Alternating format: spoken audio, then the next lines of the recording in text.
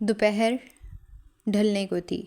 University کی وسیع library کے بلند شیشوں سے چھن کر آتی سنہری روشنی لکڑی کے فرش پر لمبی لکیریں بنا رہی تھی۔ باہر درختوں کے پتے ہوا کے ہلکے جھونکوں سے سرسراتے تو اندر پھیلی خاموشی ایک مدھم سی آواز میں گھل جاتی۔ اونچی الماریوں میں قطار در قطار سجی کتابیں، میزوں پر جھکے ہوئے طلباء اور کبھی کبھار پلٹتے صفحات کی آواز، پورا ماحول اپنی مخصوص سنجیدگی میں ڈوبا ہوا تھا۔ مگر اس خاموشی کے کونے میں بیٹھی نور جیسے اس ماحول کے حصہ ہوتے ہوئے بھی اس سے بالکل الگ تھی۔ اس نے آج ہلکے گلابی رنگ کا نفیس لباس پہن رکھا تھا، سادہ مگر اس کی شخصیت پر بے حد خوبصورت لگ رہا تھا۔ بالوں کی چند نرم لٹیں اس کے چہرے کے اطراف بکھری ہوئی تھیں۔ اس کے سامنے ایک کتاب کھلی تھی، مگر کافی دیر سے وہ اسی صفحے پر رکی ہوئی تھی۔ وہ پڑھ نہیں رہی تھی، صرف کتاب کو دیکھ رہی تھی۔ کبھی اس کی انگلی بے اختیار صفحے کے کنارے پر چلنے لگتی تو کبھی وہ کھڑکی کے باہر دیکھنے لگتی، پھر اس کی نظریں اپنی انگلی میں موجود نئی انگوٹھی پر جا ٹھہریں۔ روشنی پڑنے سے وہ ہلکا سا چمکی۔ نور چند لمحے اسے دیکھتی رہی، پھر فوراً اپنا ہاتھ کتاب کے پیچھے چھپا لیا، جیسے وہ انگوٹھی اسے ایک زیور سے زیادہ ایک ایسے فیصلے کی یاد دلاتی ہو جسے وہ دل سے قبول نہیں کر پائی تھی۔ اس نے گہری سانس لی اور کتاب بند کر دی۔ اسی لمحے لائبریری کے دروازے پر کسی کے قدموں کی آواز سنائی دی۔ نور نے بے اختیار سر اٹھایا۔ آواز قریب آتی گئی۔ وہ چند لمحے دروازے کو دیکھتی رہی، پھر دوبارہ نظریں جھکا لیں۔ اگلے ہی لمحے دروازہ کھلا، دو سائے اندر داخل ہوئے۔ نور نے صرف ایک لمحے کے لیے نگاہ اٹھائی اور پھر اس کی انگلی کتاب کے صفحے پر وہیں رک گئی۔ زرار! وہ لائبریری میں داخل ہو چکا تھا، اس کے ساتھ تابش بھی تھا، مگر زرار کی نگاہ پورے ہال میں کسی اور کو تلاش ہی نہیں کر رہی تھی۔ وہ سیدھا نور پر آ کے ٹھہر گئی، اور اس بار اس کے دیکھنے کا انداز پہلے جیسا نہیں تھا۔ زرار چند لمحے وہیں ٹھہرا اسے دیکھتا رہا۔ نور نے اس کی نگاہوں کی شدت محسوس کی تو بے اختیار اپنی نظریں کتاب پر جھکا لیں۔ زرار نے تابش کی طرف دیکھا۔ تم جاؤ۔ تابش نے ایک نظر نور پر ڈالی، پھر زرار کے چہرے کو دیکھا۔ ٹھیک ہے، اور وہ وہاں سے چلا گیا۔ زرار آہستہ آہستہ نور کی میز تک آیا۔ نور نے اسے اپنی طرف آتے دیکھا تو اس کے ہاتھ میں پکڑا قلم رک گیا۔ زرار نے سامنے والی خالی کرسی کو نظر انداز کیا اور نور کے بالکل قریب والی کرسی کھینچ کر بیٹھ گیا۔ نور فوراً ایک طرف سرک گئی۔ آپ یہاں کیوں بیٹھے ہیں؟ زرار نے بے حد سکون سے اسے دیکھا۔ تمہارے پاس بیٹھنے کے لیے؟ میں نے آپ کو یہاں بیٹھنے کے لیے نہیں کہا۔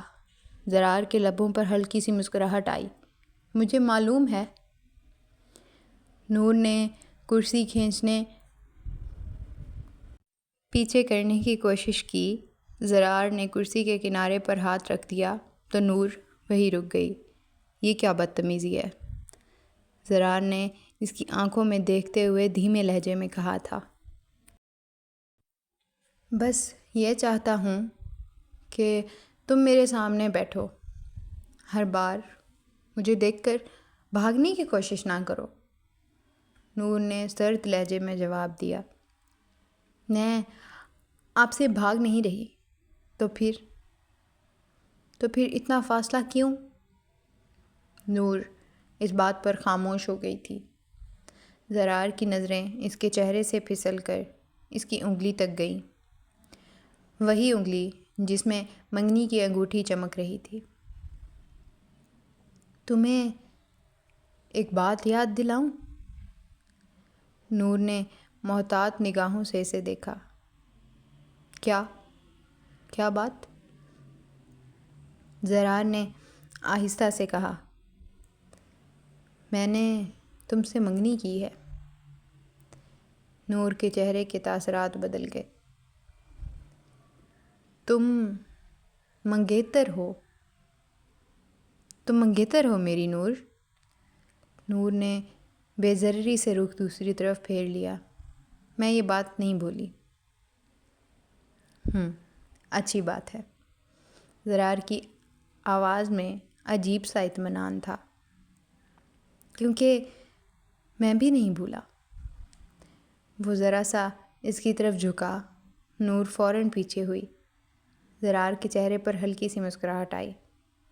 تمہیں میری غربت ابھی بھی اتنی بری لگتی ہے؟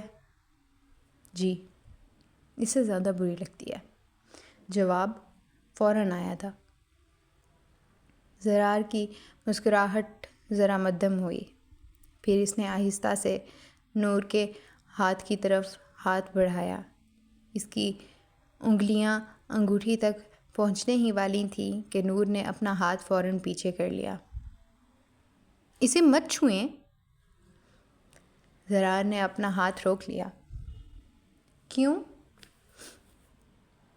کیونکہ یہ میرا ہاتھ ہے۔ زرار کی آنکھوں میں ہلکی سی شرارت ابھری۔ اور انگوٹھی؟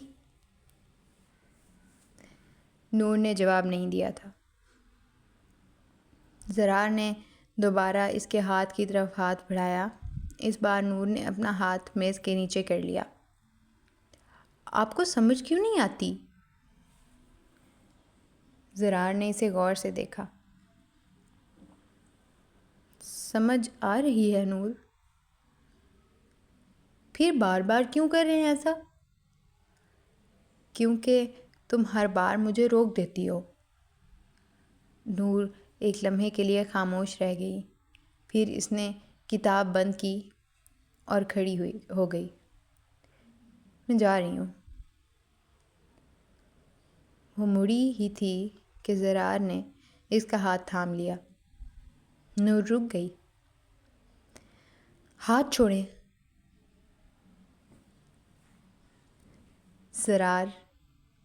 زرار بھی اٹھ کھڑا ہوا۔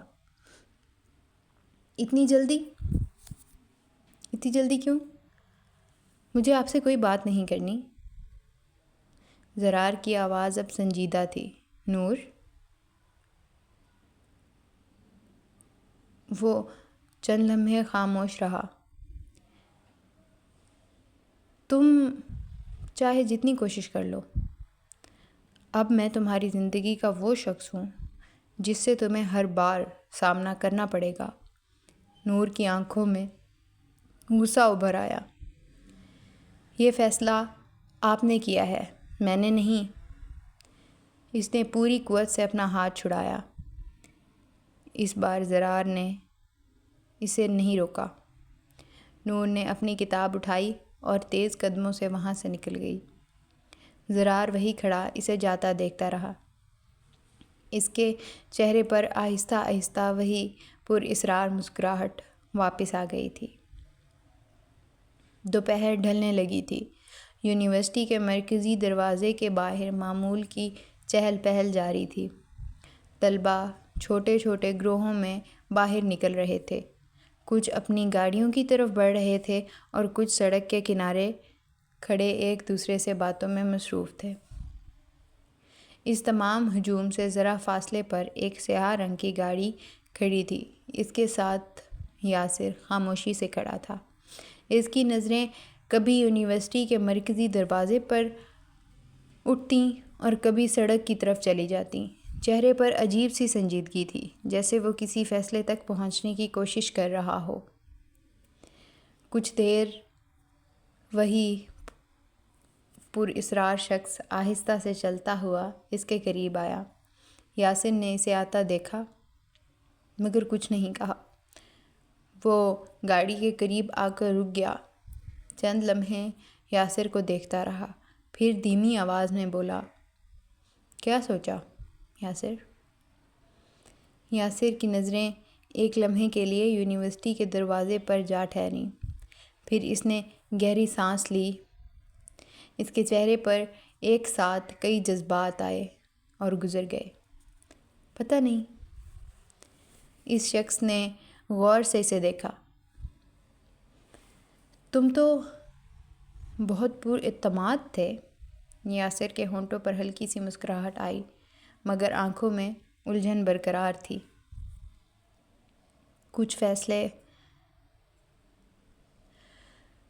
وہ ایک لمحے کو رکا تھا۔ کچھ فیصلے سوچ سے زیادہ مشکل ہوتے ہیں۔ وہ شخص خاموش ہو گیا، یونیورسٹی کی عمارت کی طرف دیکھا۔ اس کی آنکھوں میں ایک بار اس فیصلے کی کسی بات کا خوف تھا، مگر اس نے کچھ نہیں کہا اور خاموش رہا۔ ترکی کی شام اپنے تمام رنگ سمیٹ کر رات کی دہلیز پر کھڑی تھی۔ شہر کی بلند عمارتوں پر روشنیاں جگمگا اٹھیں۔ بالکنی سے آنے والی ٹھنڈی ہوا پردوں کو آہستہ آہستہ ہلا رہی تھی۔ ارحم بالکنی کے شیشے کی دروازے کے قریب کھڑا تھا۔ ایک ہاتھ جیب میں تھا اور دوسرے ہاتھ میں موبائل۔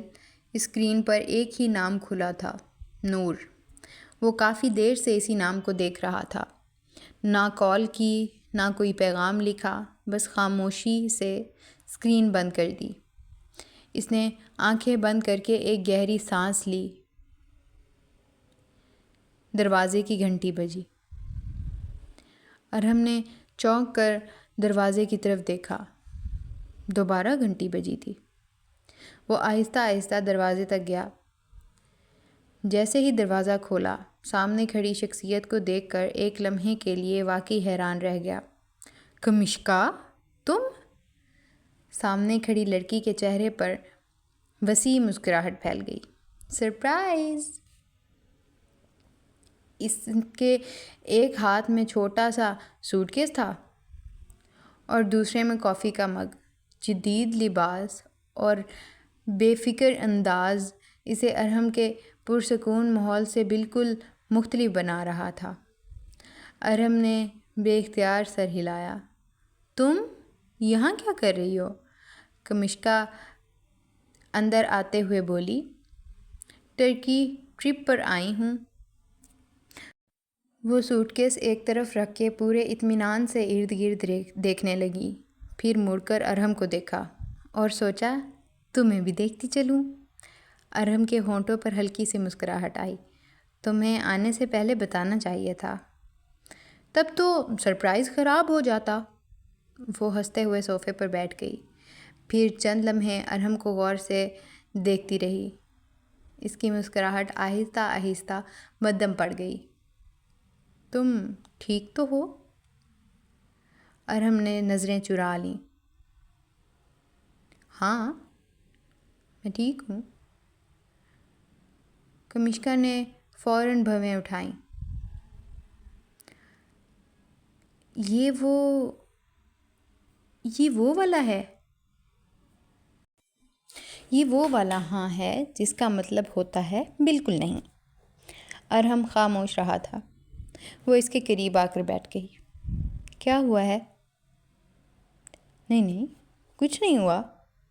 ارحم! اس بار اس کی آواز بہت نرم تھی۔ تم مجھے اتنے سالوں سے جانتے ہو، پھر بھی سمجھتے ہو کہ میں تمہارا چہرہ نہیں پڑھ سکتی؟ ارحم نے پہلی بار اسے دیکھا، مگر اس کے پاس جواب نہیں تھا۔ کنشکا نے چند لمحے اسے دیکھا، پھر اچانک اپنا انداز بدلتے ہوئے مسکرا دی۔ خیر، تم نہیں بتانا چاہتے تو مت بتاؤ۔ وہ آرام سے پیچھے ہو کر بیٹھ گئی۔ لیکن ایک مسئلہ ہے۔ ارحم نے حیرت سے اسے دیکھا۔ کیا مسئلہ؟ کیا؟ میں نے ابھی ہوٹل بک نہیں کیا۔ ارحم نے اسے دیکھا۔ تو؟ وہ بالکل بے تکلف انداز میں بولی تھی۔ اگر تمہیں اعتراض نہ ہو تو میں کچھ دن یہی تمہارے ساتھ رہ جاتی ہوں۔ ارہم کے چہرے پر حیرت ابھری۔ کنشکا، تم میرے ساتھ؟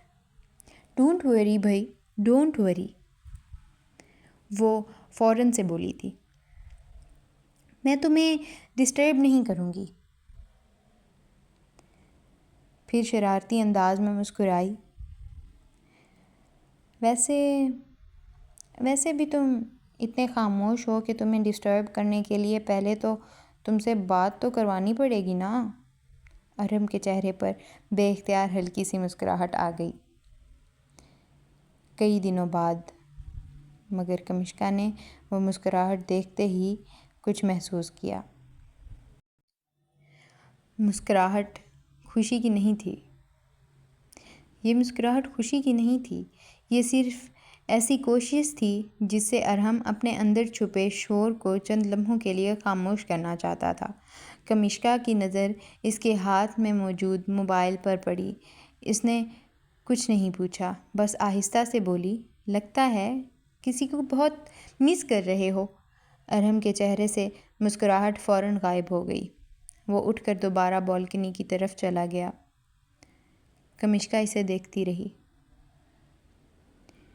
اور پہلی بار اسے محسوس ہوا کہ ارہم کے اس خاموش چہرے کے پیچھے کوئی ایسی کہانی ہے جس کا اسے بھی کچھ معلوم نہیں۔